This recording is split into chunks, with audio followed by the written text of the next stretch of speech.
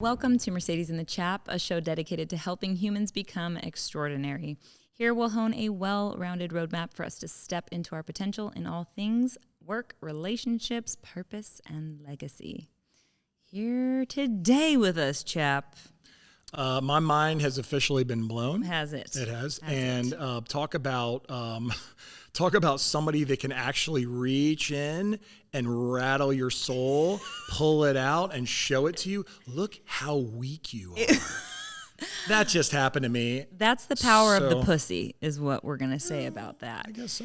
And She's the master of it, apparently. Yes, this beautiful woman, Sarrah Rose, on the show today, taught us all about why men's cocks are so super powerful and they are only accessing 0% of it. You hear that, buddy? Level up, guys. All right. Level up. If you thought that was powerful. Yeah. Right. What was your favorite part of today's episode? Surviving. No. I mean that. Like, I'm sitting here like, oh my God. Like, I'm right in the firing line and she's talking about me and mommy. So no, really good. Very useful in all seriousness. Very useful, very deployable. We're hearing it from somebody who is a sex coach, who is a dating coach. She really loves men. Truly. She does appreciate their masculinity. She loves the masculinity. And she's really... honestly, like this some of the stuff she said, like really, I had never thought of before. Like, I had to ask, does dick size matter? So you're going to hear the answer to that. Absolutely. And she is quite the oracle. So I cannot wait to get into this one. My lovely, lovely Sarrah Rose, we've got you on the show today. The sexual intellectual herself. Someone who, by the way, I absolutely adore having on the show because your work with men specifically is enlightening the world, if I do say so. And I love it because, well, obviously it's one of my passions as well, is working with men. And I think knowing another woman who genuinely loves men and feels like her purpose is here to help rise them up is just, it's affirming, I think is what it is. So thank you, Sarrah, for being here. Well, it's a pleasure to be with you always. Oh, one thing I do wish for all the men listening right now is to basically get interested in what it takes and what it is to please their woman, as interested as they are in making money and being successful in their careers. And I bring that up because I read this on your website, and it says, every day I see men that have multiple 6, 7, and 8-figure success in their careers, but in their sex lives and relationships, they are begging and bargaining to have basic needs met. Please elaborate. Yeah. It's so true. There's many men that are very, very successful externally in the world. They've got the cars, they have the money, but at home they feel like there's no respect. They're not getting sex that they want. They're basically just like they don't know what to do about it. They come home and it's a completely different world than the world that they're at in the office. Super successful in the office, failing in the bedroom. 100%. Failing in the marriage, failing at home. And which is weird because we've already set this up by saying super successful. We're not just saying everybody, we're saying super successful, which would give you the indication that regardless, they're good at what they do. They practice what to do to be good at it. And I think maybe this is the lead into maybe how to practice being more of receptive to get what you want or know what you want. And how to achieve that in the personal life at home or in the bedroom or wherever that may be. Well, the interesting thing is a lot of the times external success is very compensatory. So they're compensating for feelings of lack in other areas of their life. So if they're very, very successful, at work, maybe it's because at home they're feeling like there's not success. And there's a lot of unworthiness that people live with. Almost everyone lives with some sense of, I am unlovable, I'm unworthy of love, I have to prove that I'm worthy of love. Sure. Love equals pain, love equals betrayal. These are very fundamental to the human experience. Most of us have felt this, unfortunately, right, and at one time or another. And so if that is the deep-rooted belief that we have about ourselves, then we're going to create that reality in our life. And so the more that someone feels that, then it would make sense that the more they're going to try to do things to somehow prove that they are worthy of having love, that, you know, I have all these things, now you will love me.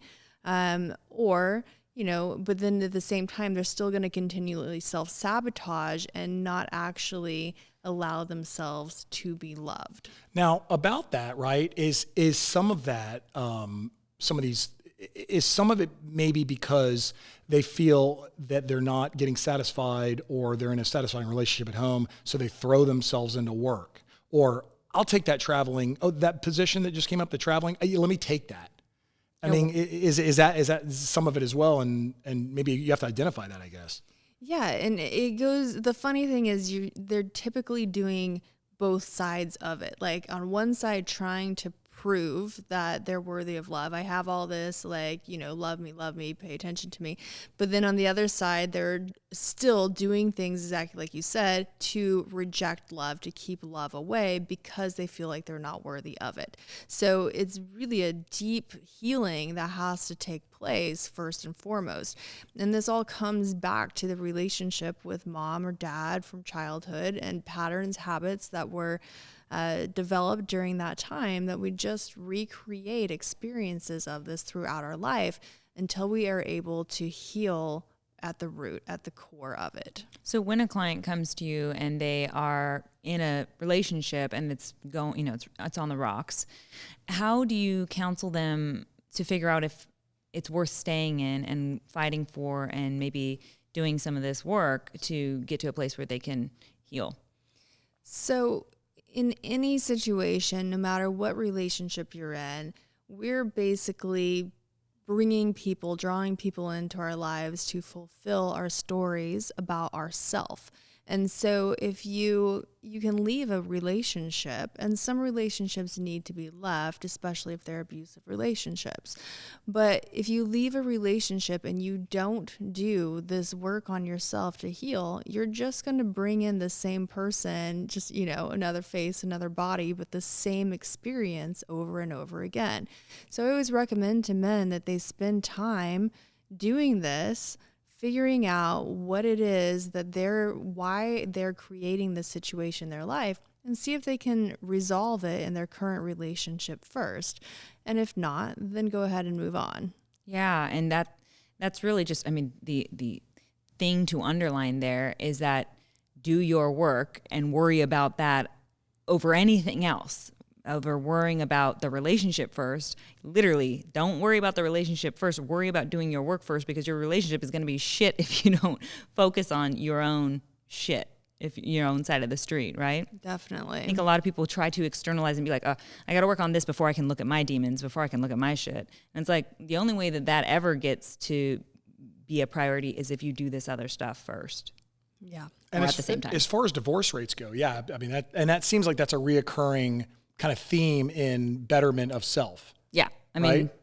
Especially when relationships, but it just seems like that's kind of like one of those, go to page one. Yeah. Rule one is this. Go back to it's page, like, let's go back to page one. Refer to page one. Right. And as far as the divorce rates go, what part of the divorce rate or what in your thought, how much are you seeing that is pretty closely directed as a result of a failure of sexual intimacy or satisfaction? Yeah, so those rates are going up 10% every year. Like more and more women are citing sexual dissatisfaction as the reason that they are getting divorced. And we see across the board, the more egalitarian a country is, the more women will say, I am not staying in this relationship because of sexual dissatisfaction. And it's because financially I'm okay, so you have to be doing something else for me that might not be historically the case. Instead of just worrying about yourself, you have to worry about pleasuring me as well. Right, exactly. Like in the past, women were property, and in many countries in the world, women still are considered property. They don't have a choice in the matter. They're second-class citizens. But when you're in a situation where women have equality, where women have choice, they can take care of themselves, then women are in a relationship because they choose to be there. That's where they desire to be. They want to be there. You are bringing value to their life. They're not having to choose. They don't have to. It's a choice. And I feel like that for men in modern world we live in, that's very attractive to have a woman that's or terrifying. That's a good point. Yeah, good point. I'm only speaking from my side. Yeah. Because I find that, yeah, but I mean, I didn't think about that. Absolutely. I think for a lot of men, it's super terrifying. I think that's why we saw a lot of witch burnings, and we still see a lot of witch burnings, metaphorically today, because women embodying their sexual power and their sexuality is terrifying to men who have not integrated, who are not, in their wholeness. And do you think that comes from, like, you get back to the parent, do you think that comes from maybe, I mean, I'm generalizing here and I understand that, but is that because maybe their mother figure was weaker and that's how they were grown up, or their father was super dominating? Because in my situation, my mom was definitely the commander. And so, women that I'm, engaged with, I relish the fact that they're very powerful and strong. So that's just me, but I'm getting back to the question is, do you see that identification there with regard to a stronger mother or a weaker mother? Yes, and we're across the board. You see this in all aspects of humanity. People tend to be afraid of things that they're not familiar with. And if they're afraid of it, they want to objectify it, they want to demonize it, they want to minimize it in order to feel more comfortable, more powerful in themselves. And so it is new in the history of humanity for women to be equals to men. And so just as anything else that's new, there's going to be a period where It's uncomfortable. Yeah. It's a little scary. Yeah. But the reality is, you guys as attractive, intelligent females are really sorceresses, and we are the enchanted, where we're like, God, look at the power that they have, and it's like. And I love that you bring that up, because that's something I wanted to ask. I was going to say probe Sarrah about. I just felt like that was too sexual for the sexual conversation, but start the probe. I mean, let's go. I wanted to ask you about sexual power other than in women, because it's beautiful that we're seeing that rise now. But with men, and especially the men that you work with that have maybe trying to heal from a divorce or heal from a past heartbreak, a past relationship, how do you help them step into their sexual power, or even recognize how powerful their cocks are, as you put it? It's a process. So if you imagine going to the gym, like, it's not just an overnight thing. You have to be consistent about working out in order to develop yourself in that way. If you're going to start eating healthier, like, you're not going to notice results after that first salad, like, it's a consistent process to get tangible results. And it's the same with your sexual power. It's something that you develop over time through consistent practice. And it's an aspect of humanity that has been very, very neglected. And so, most people don't even realize that their sexual health and their sexual vitality is something that they can work on and be proactive about. But I give my clients practices that they do, just like if you had a trainer going to the gym or a nutritionist telling you what to do, and you do what they tell you to do. I give them practices that are sometimes it's masturbation practices that they will train their bodies sexually in different ways. So usually when people masturbate, it's very habitual. It's the same way over and over. This is how I get off. It's very goal oriented. It's quick and to the point.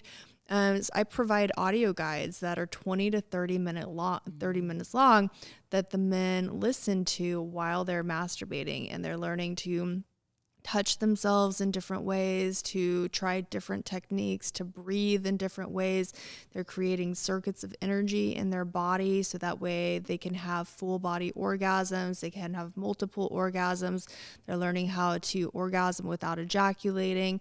So it makes their sexual experience a lot richer, a lot more fulfilling, much more satisfying.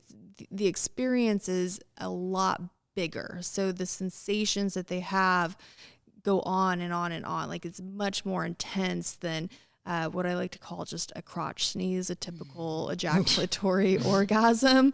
Like imagine having that, a crotch sneeze, compared to like just orgasms that go on and on and on and on that are just rocking your entire body. That's what's possible. But most men don't even realize that. You know, there's a lot of talk in society about women's sexuality being shut down, and it has been, but men's has been as well. Like men don't even realize the capacity that they have when it comes to what they can experience sexually.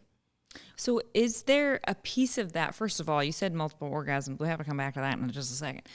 For men, right?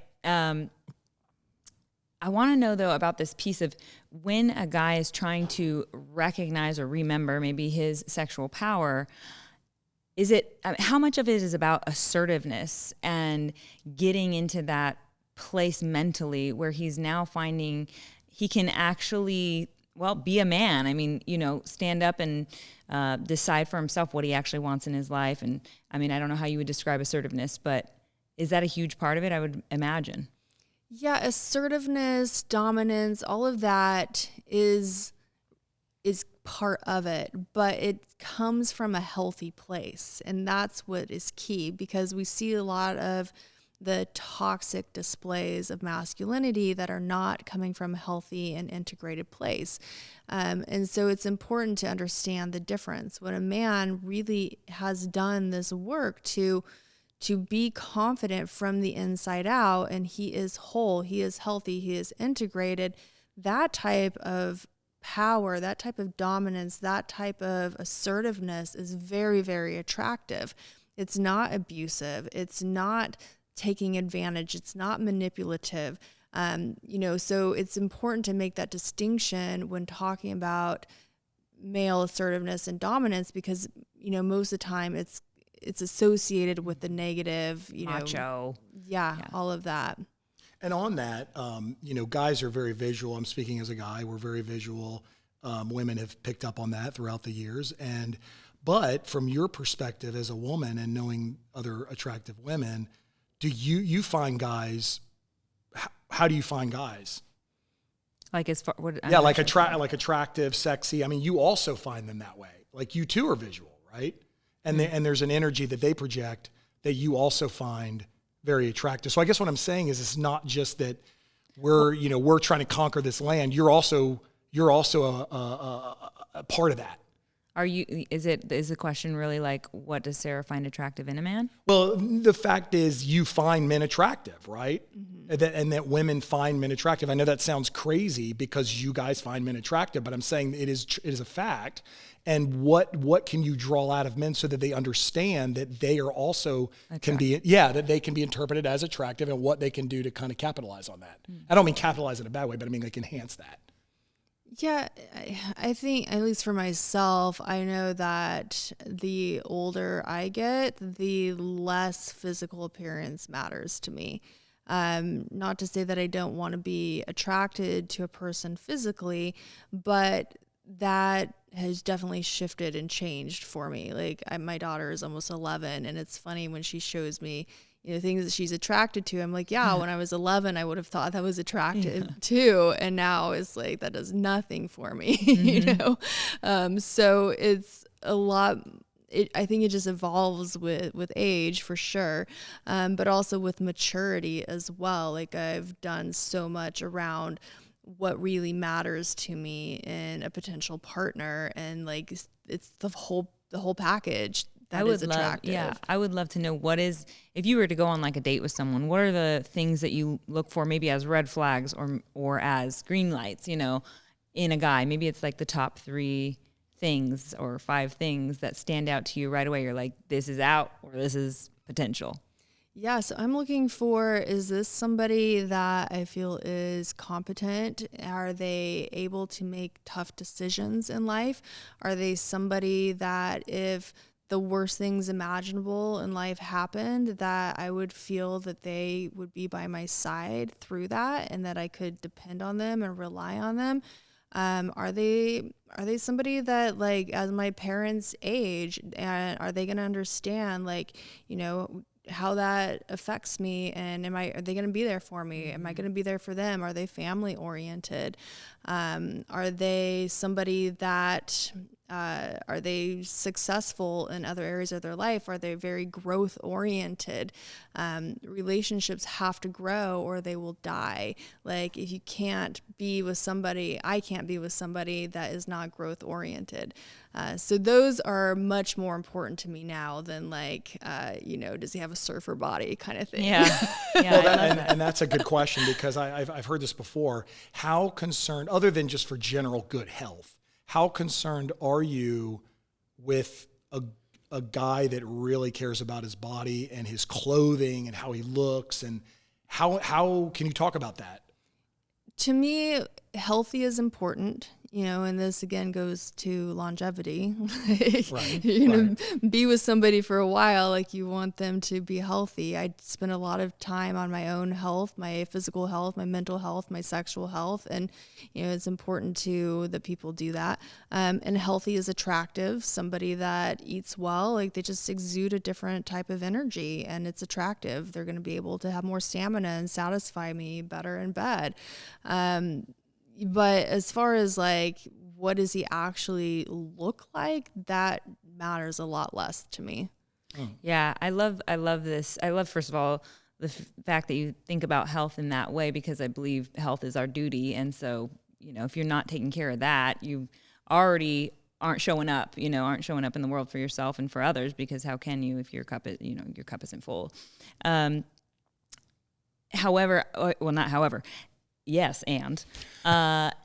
came up with this acronym the other day, basically thinking of, like, what all women want in a man, especially women who are not so much worried about the looks anymore. That's not where we're focused first. And it's basically, a guy's got to have big dick energy, which I think you'll love this, of course. Dick, D-I-C-K, standing for direction, integrity, critical thinking, and being kind. So I feel like that kind of fills the same exact, check marks as you just described. So I love what you said there. Is it possible? I mean, you see people, some people anyway, they're in a relationship that they're coming to you to try to salvage in some way. There's relationships that are just not salvageable, right? And how do you, a guy that I knew would always say sour milk doesn't go fresh. How do you feel about that statement with regard to physical? Yes, I mean, you can work on that, but when does the bridge, when does it kind of cross over to being more mental and more things that the sour milk might not go fresh? It really depends on the people in the relationship and whether or not they want the relationship to work. If both people are committed to this process, then absolutely.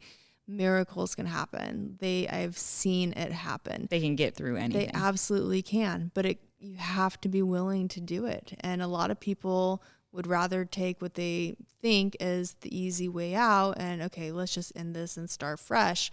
Good luck with that. I'll see you in another, 3 years when that one's gone sour. So it's you keep banging your head against the wall. Exactly. Right. And that, I mean, so as far as that goes, are you ever, I know you're not a relationship coach, I guess. I am. You are? Is. Okay, good. Okay, so as far as that goes, do guys come to you and say, listen, this is what I think I really want? Are you ever in a scenario or situation where you're like, you're saying that, but I really think you might need to be looking over here? I tell men all the time, okay, yeah, so are you doing this program just to prove a point that you spent the time and the energy and, yeah, I did it. I tried everything. I promise I did. Like a credential. Yeah. Or are you actually here to change and save your marriage? And it all comes down to intention. Like and so many people will put on a facade, the biggest facade ever of like, I did it all just to like somehow, show to the world what they did, but they didn't. And it's like, if you actually want to change, it's going to take effort, and you got to be fully behind it. It's going to take feeling. And I think that's so scary for most of the world. That's why we see so many medications for not feeling your feelings. I mean, think about all the Prozacs in the world, all the Xanax. What is that? I forgot. What is that? I heard it's like 1 in 5 people use like Xanax, basically. Yeah. I would say it's more than that, but yeah. Yeah. I mean, people are and men especially, and largely I think because of this, our culture of we don't need to feel feelings. We're stoic. We don't cry. Boys don't cry, whatever. That whole idea of not feeling gives you no access to the good feelings too. Like when you rob yourself of not feeling the pain and not feeling the anger and not feeling the rage, you also rob yourself of feeling the joy and the bliss and the pleasure. And and with regard to, we've talked about, or the discussions have occurred with some guests of, obviously who you surround yourself is who you might want to be, and, things like that. And we as adults, kind of know that to be the case. But with regard to, and I believe you have a son as well. What, friends can be very valuable. Guy friends as a guy, could be very valuable, but they can also be very detrimental. Do you ever have to sit there and kind of help them rewire what some of their kind of bros have gotten them thinking? We tend to not even go there. It's just not even worth my time. It's amazing. Well, there you have it. Right there. There's your answer. Yeah. There's your answer. I mean, and again, I mean, of course, given the caveat of if you have really good friends that are very honest with you, what are your thoughts on men? If you're talking to a woman or you're talking to a man, okay, definitely talking to a man in this scenario, let's say, can they have very attractive women friends? And do you encourage it? Do you discourage it? Or does it just kind of depend on how you get to know this person? Are you talking about men that are single, men that are No, married? men that are, let's take the men that are single. I feel like it's an asset, but men that are single, what are your thoughts on that? So men that are single, can they have attractive friends, and do I encourage it? Yes. They absolutely can. I think that honestly, it's not something I really consider very much. I think you should just be friends with whoever you want to be not worry friends about it. with. Okay, Yeah. not worry about it. Okay. Yeah, got it. You're worried about the romantic that issue coming up and exactly. becoming. It's like, because you can be, I mean, I'm just speaking for myself, but not speaking for myself. How do you have an intimate relationship with somebody without getting into the, do I need to like make the next move? Because you don't want to, because I want to really keep them as a friend. And because guys will do that. They do want to keep some attractive friends as just friends. It's fine. Yeah, I mean, one of my best friends is a straight guy, and we are communicating like almost every day, and I'm in a relationship with somebody, and it's not like he's trying to make moves on me. I mean, we've been friends for so many years, and he's attractive as well. But it's valuable for both parties, because this is a member of the opposite sex. You guys are, he's say presumably straight, you're straight. Then that gives you a tool that you can utilize in your your endeavors to get into relationships with members of the sex you find attractive. Yeah, I mean, I just see him as like my friend, but it is valuable to have conversations with him. I definitely will message him about things, and just to like kind of hack the male brain from, his perspective. And we have a lot of conversations like that.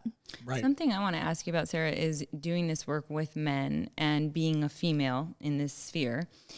And I really want to know what comes up for you as far as obstacles go, because, you think about men who are looking for doing their own self-healing or working with a coach to do it, or a therapist or some sort of mentor. And a lot of the time you think, well, you should probably get a man to show you the ropes here, someone who's done it before, or whatever the conversation might be. How do you think, as a female in this particular field, and specifically working with men, you're able to like bridge some sort of really valuable information for these guys? Well, definitely I'm able to give a female's insight into women, which is their struggle. So I think that is one of the biggest values that I bring. And a woman's going to interact with men in a very different way than a man is. And I feel like it's my part of what I offer to men is my heart. And men that are coming in to work with me, they're coming in from a place of needing compassion, and they're needing love, and they're needing understanding, and they're needing a woman to help them heal. Like, how can you heal your relationship with women? It's almost like sort of a surrogate type thing, you know, where they can actually begin to heal their hearts through coaching, you know, where I'm able to stand in a way for what they need. They're not going to receive that from a man. Men give in different ways. Like, it's a woman's nature to be that with men, with everyone. So that's fascinating. I think there's the piece where a man might come in and help to guide another man, right? Because they can be an example, and you can obviously see how to follow those footsteps. But a woman would come in and be able to kind of role play, almost in a sense, the female counterpart, and help them be better in relationship just because of the relationship they're building with you as a client, because you are female. Yeah, and I'll tell guys that don't have confidence, like, spend 6 months with me and you can handle any woman. Yeah. I love that. It makes me think of, like, we were talking about earlier, how is it going into like a first date with a guy, or even, I don't know, meeting someone at a bar or whatever. You know yourself so well, and you are, I don't want to call you a man eater, but if you wanted to, you could be, you could definitely do that. So I'm sure you come off as intimidating to most men. And I'm sure that becomes a little bit of a challenge in a relationship when you're definitely the woman asking for whoever you're with to grow. We're not stopping. We're not slowing down. We're not giving you a, go to whatever free pass, essentially. So they have to show up. It takes probably someone with a lot of courage to meet you. Definitely. What are some, on that, for single guys, what are some general deal killers, or things that they might bring to the table that are just kind of like, they're just complete turnoffs instantly? A guy, I think one guest was like a guy that takes pictures of himself without a shirt on and thinks that's like, I'm not, that was just one opinion, but what are some things that, and I don't mean necessarily that, but what are some things that are just like, don't do that, man? Yeah. So I'm sure there's a bunch, but men that lead with the external confidence again, so that, I have this car, I have this house, I have, these trips, like whatever, those things. And they're really leading with that. It's okay that is a part of the picture, but there's oftentimes like almost a sense of this is their worth, this is their value. Or like the big dick thing, like plenty of men will drop like, that their dick is a certain size, and it's like, okay, well, I've fucked a lot of dicks and some have been really big and it did nothing for me. So and then they just think like that is their value again. And then what happens when they're experiencing erectile dysfunction?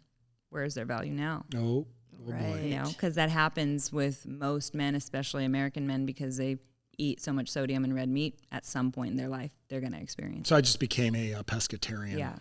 My mom said, tell your audience, the men in your audience, that they need to consider this from a young age. And you tell your mom I said hi.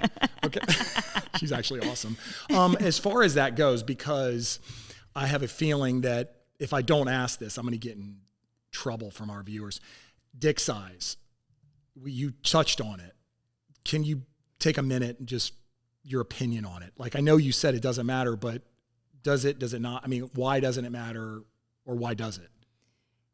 Okay, so this is going to go way over too many men's heads. They're not going to even be able to grasp what I'm going to say, but it is the truth of it. Your energy, your sexual energy, the way you penetrate a woman with your entire being is so much more powerful than the size of your penis.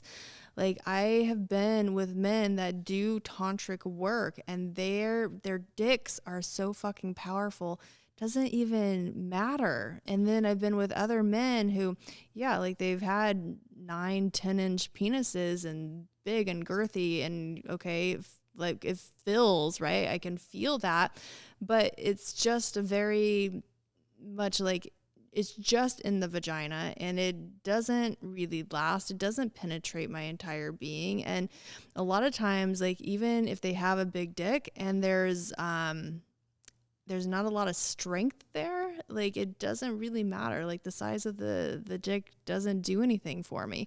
But of course, if a guy has a big dick and he's done this energetic work and like his dick is powerful because of it, that's hot too. But it's, you know, if you're a man and you say you're 6 foot tall, like, you should have a 6 foot dick. Like, you're fucking her with your entire body, and have that mentality rather than like, oh, I've got, 6 inches or I have 9 inches. Screw that. Like, fuck her with your entire being. That's amazing. That. Yeah, that's love, amazing. Love that. Amazing. On our way out, I just want to ask you, because I know you'll answer it honestly. What's the kinkiest thing you've ever been asked? Oh. That I've ever been asked? Like, personally or like work wise? Personally. Oh, like asked to do? Yeah. And have done? She'll tell us. Oh, okay. Oh, damn. Okay. I've done. Oh, I had one situation. Okay. So I was at a sex party. This was pretty fucking kinky. I was at a sex party, and I've never had sex at a sex party. Like, I'll go to them, but it's more just to like hang out. I have friends there.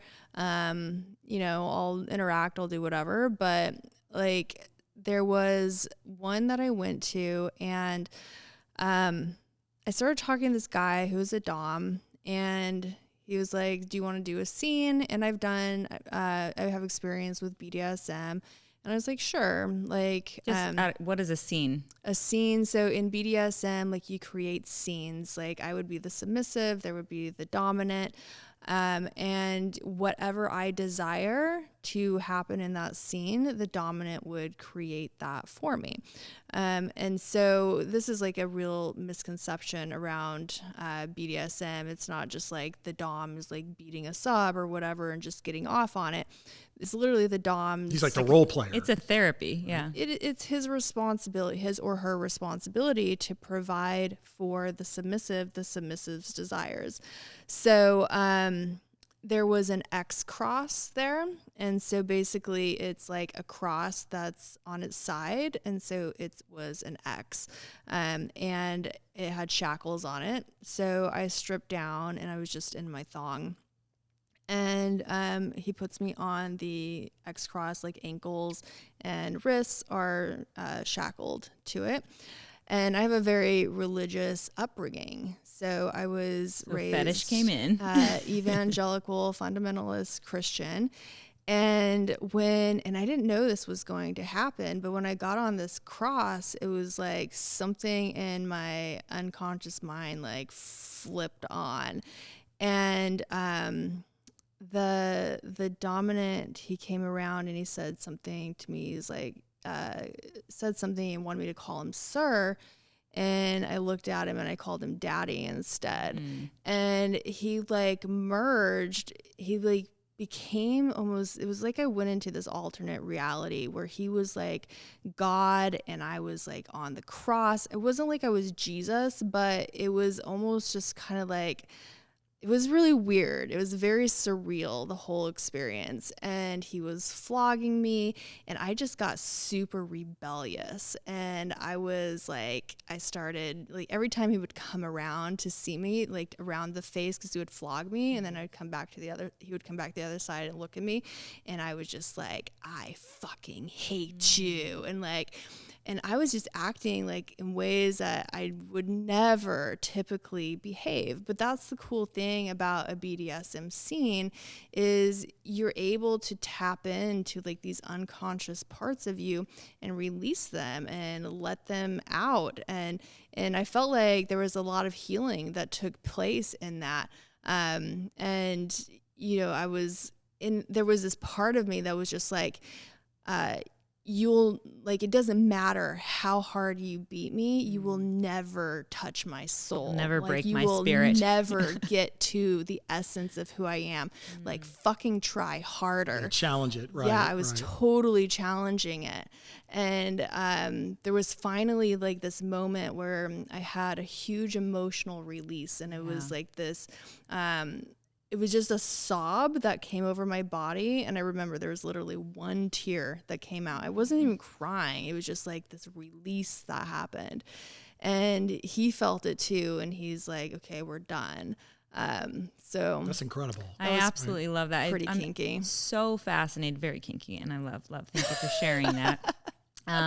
We can't ask all our guests that, so I got to ask you, but I'm so fascinated with fetish work, and that will be something we'll have to leave for another episode. But just the idea of using fetish exploration as therapy, I think, is so powerful. I have no idea why we've made it taboo. Actually, I do. I know exactly why we've made it taboo. But I think it's time to bring that shit back around, step into our sexual power. So I just appreciate you so much, Sarrah, for giving us a little taste of that medicine. And we can find you. We can follow you, can't we? You absolutely we have me. On Instagram we have tantric activation, and then tantricactivation.com. Right? Got it. Yes. Sounds beautiful. Good. Well, you are just always a pleasure to speak to, and I'm so glad that we get to give your gifts through our show here to our audience. And thank you for being such a light in the world, Sarrah. I say it to you every time I see you, but I can't wait to do more with you. So thank you for being here. Absolutely. Thanks for having me. And thank you guys for joining us. If you want to be part of our community, please subscribe, connect, and comment in the links below. We do a show every week, so catch us again next week. Bye for now.